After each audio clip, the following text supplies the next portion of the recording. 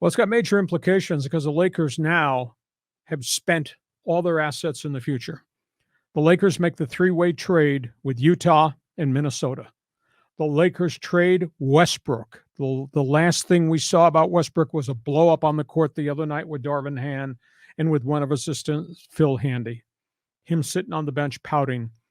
Lakers are 25-30. They trade Westbrook. He's gone. They trade a future number one draft pick. They're gone. They deal two of their younger fringe forwards. They're gone. Westbrook goes to Utah. Minnesota sends D'Angelo Russell, who used to be here, was a high number one pick that the Lakers gave up on. D'Angelo Russell comes back here as a rental for the final half of the season before he becomes a free agent player. So at the end of the day, the Lakers are still 13th in the NBA West.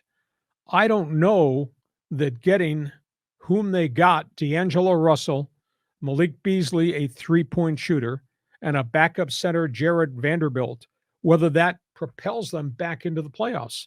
And even if they get into the playoffs, they're still in the play-in game. Teams 7, 8, 9, and 10 have to have a one game before to see who qualifies to move on. I just don't know that they're a team that can go deep in the playoffs because they're supporting cast. I'm sorry, John. It's like moving the chairs on the Titanic. Instead of putting them over here, we'll put them over here, but the ship's going down. The whole Westbrook thing turned out to just be a bad experience, but the whole operation of the Laker franchise under Jeannie Buss has turned into a bad operation. I mean, yes, they got LeBron, and yes, they got Anthony Davis, but they got nothing around them.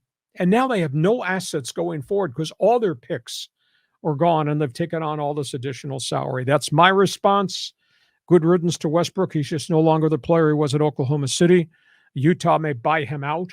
But I guess it surprises me that was the marquee trade and who they got back.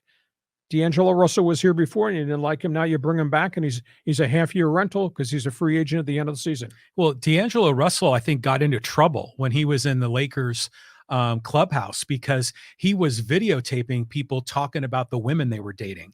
And that caused a big problem, a lot of bad chemistry. Now he's back with the Lakers. So this is difficult. But the Lakers, we talked about, they only had two number ones. Now one of them is gone. So if these trades bomb for the Lakers, they're going to be at the bottom of the West Division or the Western Conference for the rest of the decade. Yeah. The only saving grace would be if guys retire. If LeBron plays 2 and then leaves, they'll have some salary cap space, but they have no number ones till 2029. Do you know how far down the road that is? You need binoculars to see 2029. So I don't like that deal at all. It was one of a number of trades that they made during the course of the day. Okay,